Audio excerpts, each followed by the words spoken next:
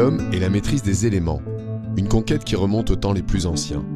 Alors que l'être humain pensait détenir le savoir, être allé au bout de sa maîtrise du vent, de jeunes sportifs avides de sensations fortes mettaient la main sur le kitesurf.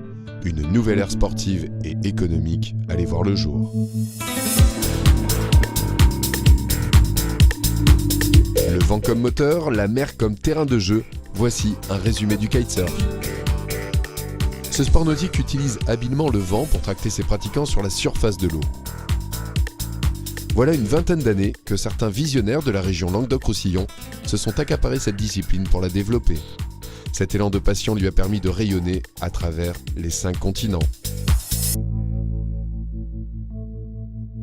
Au début, franchement, pour toi, c'est juste un jeu. Donc c'est difficile d'imaginer qu'un jeu puisse s'étendre, si tu veux, à autre chose. Mais plus j'en faisais, et plus je me rendais compte que ça fonctionnait, que les jets étaient en train de gommer au fur et à mesure les défauts.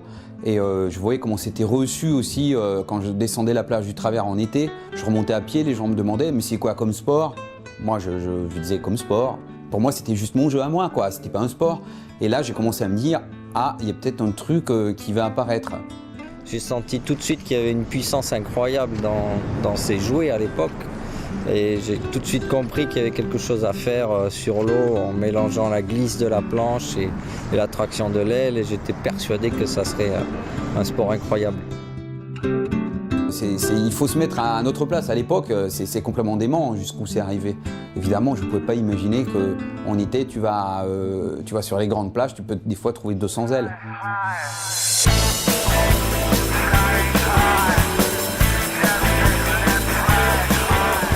Dès le début de la discipline, dans la fin des années 90, les sportifs régionaux ont réussi à s'imposer en occupant les premières places des podiums.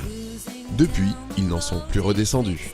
Le Kiteboard Pro Tour a été gagné consécutivement à plusieurs reprises par des Languedociens, Michael Fernandez, Seb Gara, Thomas Cochler, enfin tous ces gens-là, j'en oublie, mais il y a eu tellement de Languedociens qui ont été champions du monde que effectivement ça fait un gros palmarès pour la région.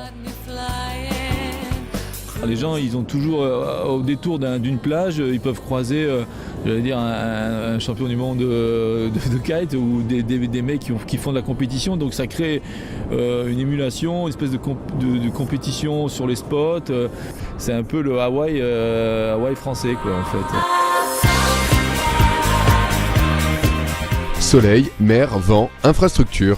La région Languedoc-Roussillon réunit à elle seule l'ensemble des atouts favorables au bon développement du kitesurf. Imaginez 270 jours de vent par an, un littoral qui s'étend sur 220 km, plus de 7 millions de touristes chaque année.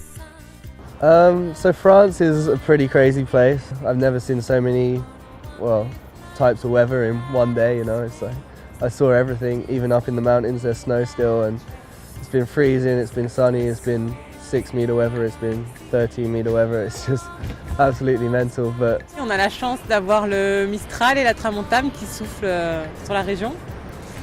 Donc en bougeant un peu, on est sûr de pouvoir trouver du vent. En faisant quelques kilomètres, on trouve toujours du vent quelque part. C'est ça un peu la force d'ici, c'est qu'il y a souvent des conditions et des conditions qui nous préparent à tout ce qu'on peut trouver partout ailleurs. Dans le sud, on est vraiment la région peut-être où il y a le plus de plages, de grandes plages. Donc c'est un point primordial pour le kite, quoi. Pour pouvoir accueillir du monde, il faut de la place sur les plages, hein. La région Languedoc-Roussillon a tout d'une battante. Elle bénéficie d'une vitalité hors pair et les entreprises profitent de son dynamisme. L'avantage principal d'être dans la région, c'est qu'il y a concentration de pratiquement toutes les marques ou les faiseurs du kite, enfin, les inventeurs, les pionniers.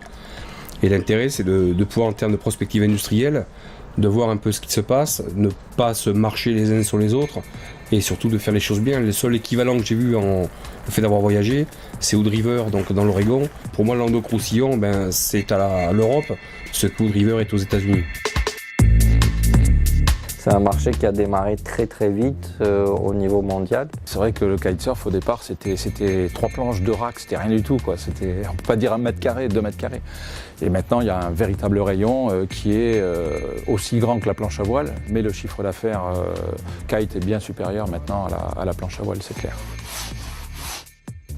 Il y a eu des précurseurs. Donc effectivement, il y a tout un pôle qui s'est développé dans la région et forcément les métiers s'apparentant au kite se sont développés aussi. avec le développement de systèmes de sécurité, on a aussi un développement d'une clientèle plus vaste, notamment des enfants. On peut aussi avoir des personnes un petit peu plus âgées. On peut avoir également beaucoup de femmes qui se mettent à l'activité. Au fil des ans, les activités autour du kitesurf se sont développées, favorisant la création d'entreprises. Des entreprises maintenant présentes partout à travers le monde. C'est vrai que le Made in Languedoc ou le Made in Montpellier, c'est une reconnaissance. Et aujourd'hui, oui, on nous contacte pour développer des kites pour carrément l'étranger. Hein. Manu rentre d'un voyage en Afrique du Sud justement pour aller régler des kites pour un gars qui est en train de courir le Speed Challenge à Libéry. Ça va un petit peu crescendo, c'est-à-dire que j'en ai vendu au départ en Europe, beaucoup au Portugal, bon, bien sûr sur la côte atlantique, puis l'Irlande, bon, un peu en Italie aussi. Aujourd'hui, je commence à en avoir en Thaïlande, là je vais en vendre une au Japon, Puerto Rico bientôt, l'Amérique du Sud me contacte beaucoup, donc voilà, un impact un peu quasi planétaire. Donc le magazine, au début, Sten, c'était un magazine papier uniquement. Mais on s'est vite aperçu qu'on avait besoin de montrer autre chose de notre sport que simplement des photos et donc de le mettre en vidéo. Donc au début c'était des cassettes vidéo et puis après ça a été le DVD et c'est pour ça que Sten c'est devenu vraiment une référence au niveau international, notamment au travers du DVD. Et on a produit 4, 5, 6 DVD par an. Pour être aujourd'hui ce que le magazine est, c'est-à-dire distribué dans plus de 50 pays et avec maintenant aujourd'hui des productions qui sont aussi réutilisées par des chaînes de télévision puisqu'on est à peu près diffusé dans 250 pays différents avec Sten's TV. J'ai réalisé mon premier bilan comptable en août 2009. Donc ce premier bilan est exceptionnel, c'est-à-dire que la société est bénéficiaire avec un résultat qui est au-delà de mes espérances et même un potentiel d'embauche assez important, je pense, pour les années à venir. Aujourd'hui, on distribue dans 52 ou 3 pays.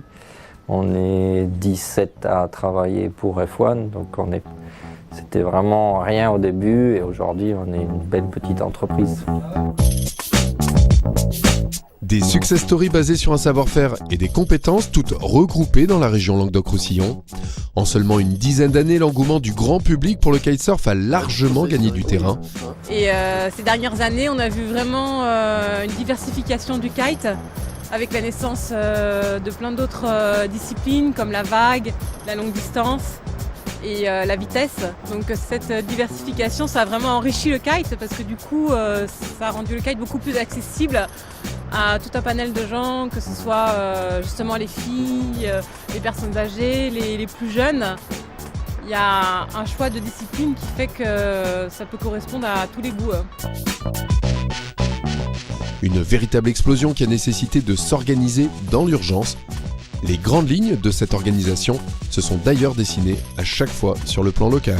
Alors le plus important quand on a une activité commerciale comme la nôtre en tant que magasin, ça va être justement de développer un réseau. Donc de travailler en partenariat avec les clubs, avec les écoles, avec les offices de tourisme locaux, de sorte à pouvoir développer une synergie entre tous ces partenaires. Mais je pense que si on arrive tous à avoir une identité, à proposer des produits, des services et un savoir-faire différent, on va pouvoir répondre à une demande de plus en plus grande et de plus en plus large. Quand les gens voient que tout ça est structuré, qu'il y a une belle organisation, les gens viennent et on a réussi d'avoir des adhérents de partout dans l'Europe et même du monde entier. Donc chacun son métier, chacun ses compétences. Et le but, c'est d'arriver à reproduire au niveau régional ce qu'on a mis en place chacun indépendamment au niveau local. L'aménagement du littoral pour une pratique réaliste de la discipline, des touristes, des pratiquants et des commerçants satisfaits. Le kitesurf attire également les regards du monde entier avec ses événements, ses compétitions, sa presse, ses personnalités. Une communication qui a su s'adapter. On est parti il y a 10 ans, on avait une démonstration avec 2 kitesurfers qui faisaient découvrir le sport. Et on arrive maintenant en 2010 avec 3 événements de kite, une étape de la Coupe du Monde de kitesurf, une longue distance pro-amateur et une dernière épreuve qui est un combiné de run de vitesse et de longue distance. Chaque année, de plus en plus, on arrive à donc avoir des journaux télévisés de TF1, France 2, France 3, M6. Et le kite a explosé et nous aussi, en même temps. Alors, le Trophée Sinclair, c'est le championnat de France de course racing qui a lieu à Sète. On arrive à faire courir une centaine de compétiteurs très groupés, très rapprochés. Et ça offre du coup aussi, je pense, une image positive du sport. Il est très clair que la course racing constitue l'avenir olympique du kitesurf, tout simplement parce que c'est un format de course qui est plus compréhensible pour le grand public, vu qu'il suit parfaitement ce qui se passe. Il voit qui est premier, qui est deuxième, qui est troisième. On a des circuits mondiaux, on a vraiment des champions, on a des personnes qu'on identifie. Donc ça permet aussi de dire que notre sport existe et ça les médias s'en sont rendus compte. Et aujourd'hui c'est un sport très visuel qui attire énormément le grand public et pas uniquement les pratiquants. Donc c'est pour ça qu'on a un énorme potentiel avec ce sport, c'est qu'au-delà des pratiquants, c'est vraiment un sport d'image qui peut intéresser beaucoup d'annonceurs et qui peut donc amène donc un gros potentiel à notre discipline. Ouais, cette réalité elle me permet de vivre carrément du kite. C'est pas une vie où je roule sur l'or comme les footballeurs ou les tennisman, mais c'est une vie de rêve, une vie de liberté, une vie de voyage, une vie de passion. Donc je pense que c'est le principal. Il y a une demande des marques de nous pousser en avant, et sur la qualité et sur les techniques mises en œuvre, pour travailler vraiment sur l'image du kite. Voilà, donc on peut, par exemple, un exemple de plans effets spéciaux qu'on a fait récemment, ça va être ça, on part d'un rider, on monte au-dessus de l'aile et on redescend pour atterrir sur un autre rider.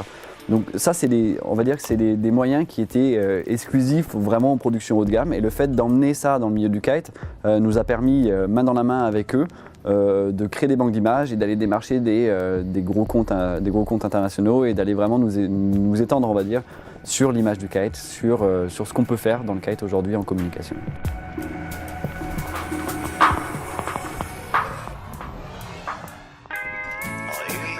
Constamment à la recherche de nouveaux défis, de nouvelles sensations, les sportifs qui pratiquent le kitesurf lui imaginent chaque jour de nouveaux horizons, de nouvelles applications. Alors le potentiel du développement du bateau tracté par cerf-volant, là on voit juste, on en est complètement au balbutiement, là, on est au tout début du kitesurf, on serait là en 94-95 au niveau du kitesurf, quoi. On n'a pas du matériel adapté, on bricole et on sent qu'il y a un potentiel énorme derrière, mais pour l'instant on n'a pas vraiment développé ça. Et je pense qu'on a une opportunité à saisir en Languedoc-Roussillon avec toutes les compétences que l'on a ici, pour trouver un projet justement fédérateur en parallèle au kitesurf du développement économique qui peut être vraiment important.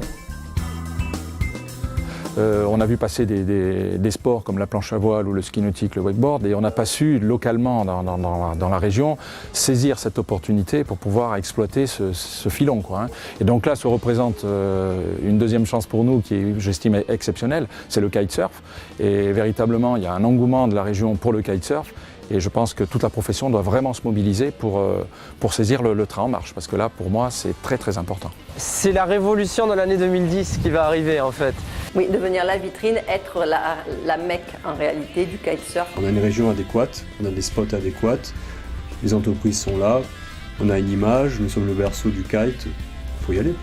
Et si on arrive à fédérer tout ça autour du projet KLR, et on va y arriver de toute façon, je pense que c'est vraiment ce qui va faire exploser au niveau régional notre projet et ce qui nous fait vibrer au quotidien, le kitesurf.